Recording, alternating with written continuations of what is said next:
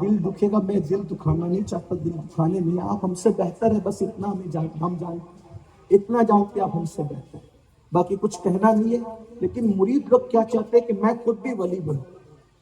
ایک مرتبہ ہمارے مالیگاؤں میں پیر صاحب آئے تھے، ایک بزرگ حاجی صاحب آئے، کہہ رہے حضرت مجھے ولی بننا ہے۔ پیر صاحب تھوڑے چڑچڑے تھے، جلالی تھے، اس وقت 5 روپے بھی چلتے تھے، انہوں نے 5 روپے نکالے اور ہمارے مالیگاؤں کی زبان میں انہوں نے کہا کہ یہ 5 روپے رکھو اور کہیں ملا تو یہ تو تمہارے لیے بھی لے آنا، میرے لیے بھی لے آنا، ایسا کہا انہوں نے۔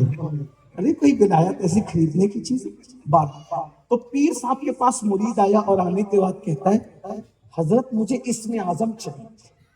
اسم اعظم، اسم اعظم کیا ہوتا ہے؟ اسی کو پڑھتے پڑھتے فرشتے پلک کے جھپکتے آسمانوں پہ جاتے ہیں اور پلک کے جھپکتے زمین پہ۔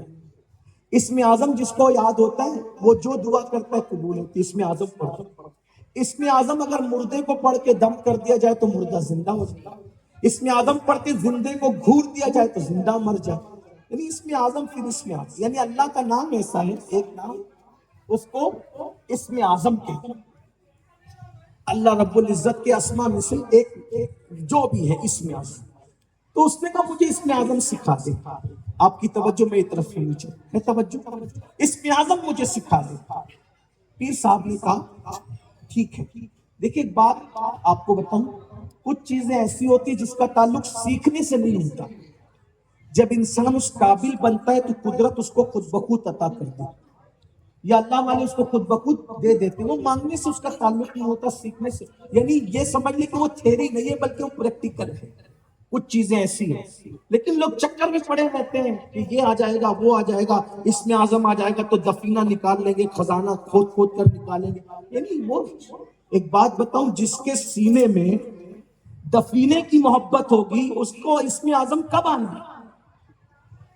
ایک بات اس پر یاد آئی کہ بہت خوبصورت سا واقعہ کہ محبوب الہی کا بچپنا تھا، سیدی نظام الدین اولیاء کا، اور جوانی کی شروعات ہو رہی تھی، بڑے غربت کے دن کٹتے تھے۔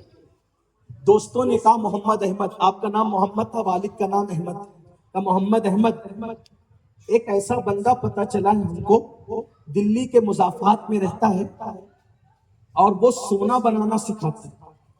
اگر تم ہمارے ساتھ چلو تو ہم تمہیں سونا بنانا، ہم بھی سیکھنے جا رہے ہیں، تمہیں بھی سکھا دیں گے۔ محبوب الہی نے بتایا اب جوانی میں تو دولت کا سب کو ضرورت تو سب کو ہے نا دولت کی، چل پڑے۔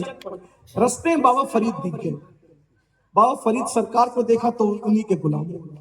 دوستوں نے کہا بھائی تم جاؤ، میں نہیں آتا۔ اب بابا فرید ان سے کبھی برتن دھلواتے ہیں، کبھی یہ کبھی وہ کبھی وہ۔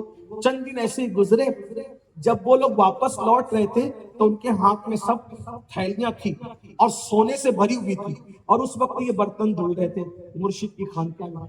نظر پڑی، او محمد احمد دیکھ، تو اس فقیر کے چکر میں پھنس گیا، ہم سیکھ کر آئے سونا بنا، یہ دیکھ ہمارے ہاتھ میں سونا۔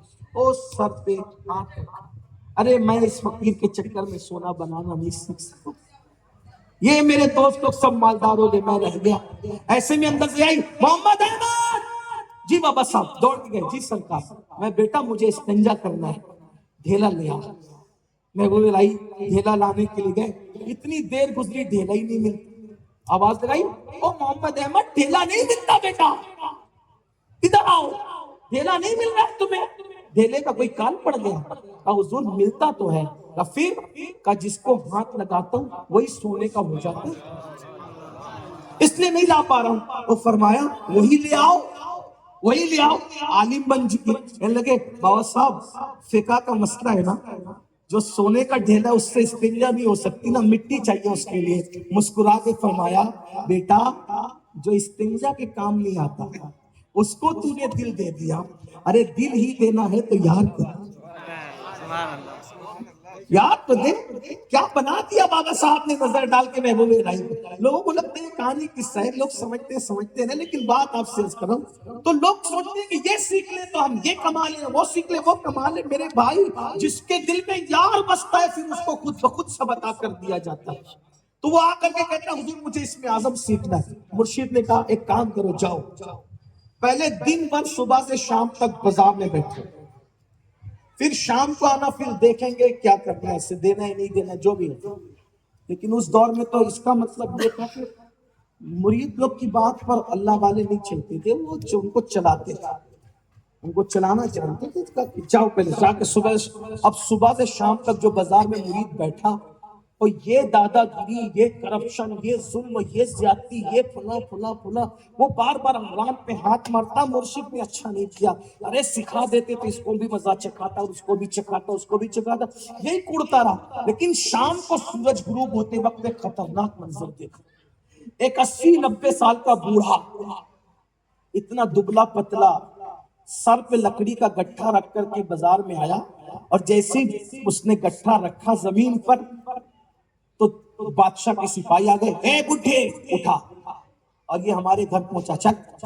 اس کو لگا یا اللہ، یہ دن بھر کا ظلم ہے ایک طرف، یہ شام کا ظلم، 80-85 سال کا، 80-90 سال کا یہ بوڑھا، کتنی محنت سے اس نے دن بھر میں لکڑیاں کاٹی ہوگی، اور یہ ظالم بگ پیسے کے مفت میں اس کی لکڑیاں چھین کر کہتے ہیں گھر تک پہنچا۔ وہ بیچارہ کہتا جی ٹھیک ہے ٹھیک ہے، لکڑیاں ڈالی ان کے گھر پہ، بھی پیچھے پیچھے چل دیا، اور وہ بابا کہتا ہے اچھا میں جاؤں، چلوں۔ وہ سوچتے ہیں مرشد نے دن بھر تو سب کو بخش سکتا تھا، لیکن یہ بوڑھے کے ساتھ بہت ظلم ہوا، ان لوگ کو بسم اعظم پڑھ کے گھور دیتا تو یہ ظالم مر جاتے۔ بہرحال آیا شام کو، مرشد نے کہا کیا حال ہے، پوری داستان، لیکن شام کی داستان خون کے آنسوؤں سے سنائی۔ مرشد ہنس پڑے، کہا حضرت میں داستان سنا رہا ہوں اس بوڑھے کی، آپ ہنس رہے ہیں؟ فرماتے ہیں بیٹا وہ بوڑھا کون ہے تجھے پتا ہے؟ کون ہے؟ وہ اپنے شہر کا کتب ہے، کتب، اور اسی نے مجھے اسم اعظم سکھایا، اسی نے مجھے اسم اعظم کہا۔ حضرت جب وہ اس پہ ظلم ہو رہا تھا تو وہ کیوں پڑھ کے ان کو نہیں گھور دیتا؟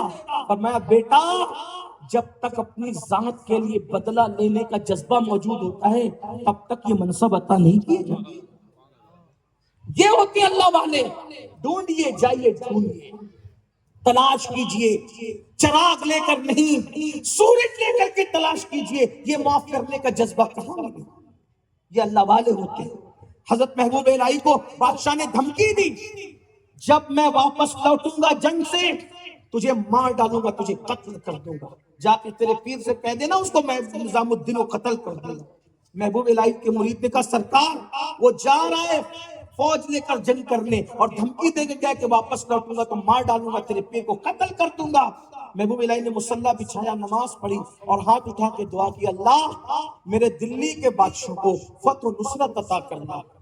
مریدوں نے کہا حضرت وہ جنگ پہ جا رہے آپ اس کی فتح کی دعا کر رہے ہیں۔ فرماتے بیٹا اس کا میرا ذاتی اختلاف ہے، کون مرے گا کون رہے گا یہ تو اللہ کی مرضی ہے، لیکن وہ جس مشن پہ جا رہا ہے وہ نہ اس کا ذاتی ہے نہ میرا ذاتی ہے، وہ تو اسلام کا مشن ہے، اس کی جیت اسلام کی جیت ہے، اس کی ہار مسلمانوں کی ہار ہے، اس لیے میں اس کے لیے دعا کر رہا ہوں۔ رہی بات کون بچے گا کون رہے گا، اللہ جسے زندگی دے گا وہ بچے گا۔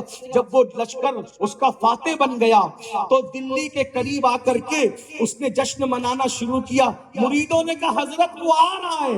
مرشد محبوب الہی کی زبان سے جملہ نکلا، آج بھی تاریخ میں موجود ہے، ہنوز دلی دور است، ابھی تو دلی دور ہے۔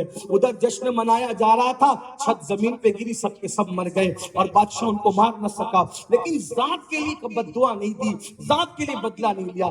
یہ سرکار بابا فرید الدین گنج شکر ہے۔ ایک مرتبہ یہ سرکار نصیر الدین کے بارے میں بھی ہے لیکن بابا فرید کے بارے میں بھی ہے۔ بابا فرید الدین گنج شکر کے پاس ایک مرید آتا ہے اور آ کر کہتا ہے سرکار میں لوہار ہوں، آپ کا مرید ہوں، یہ کینچی بنا کر کے لایا ہوں، قبول فرما لے۔ ہنس کے کہتے ہیں بیٹا کیا تو لوہار ہے تو صرف کینچی بناتا ہے، کیا تو سوئی وہی نہیں بناتا؟ ہاں حضور سوئی بناتا ہوں۔ کہا بیٹا ہم اللہ والے لوگ ہیں، ہمارے پاس کینچی نہ لایا کرو، سوئی لایا کرو، کینچی کی بات نہ کرو، سوئی کی بات کرو۔ کہا حضور کیوں؟ کہا سوئی ایک کو دو کر دیا کینچی ایک کو دو کر دیا کرتی ہے اور سوئی دو کو ایک کر دیا کرتا ہے۔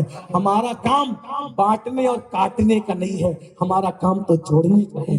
ہم اللہ والے جوڑنے کے لیے دنیا میں ہیں، یہ اللہ والے ہوتے ہیں۔ آپ بتائیے آج بھائی سے بھائی کی نہیں بن رہی ہے، میاں بیوی کی آپس میں نہیں بن رہی ہے، ہاتھ میں تسبیح ہے، بغل میں مصلی ہے، وظیفے میں وظیفہ پڑھ رہا ہے، وظیفے یہ وظیفے سر کے اوپر بھی نہیں جا رہے ہیں۔ جو 3 دن تک اپنے بھائی سے بات بند کرے، آقا فرماتے ہیں نہ اس کے سجدے سر کے اوپر جاتے ہیں، نہ اس کی دعائیں سر کے اوپر جاتی ہے، نہ اس کی باتیں سر کے اوپر جاتی ہے۔ تو میرے آقا علیہ السلام کے پیارے دیواروں، تو یہ اللہ والے، تو ان میں صفت ستاری اور غفاری کہیں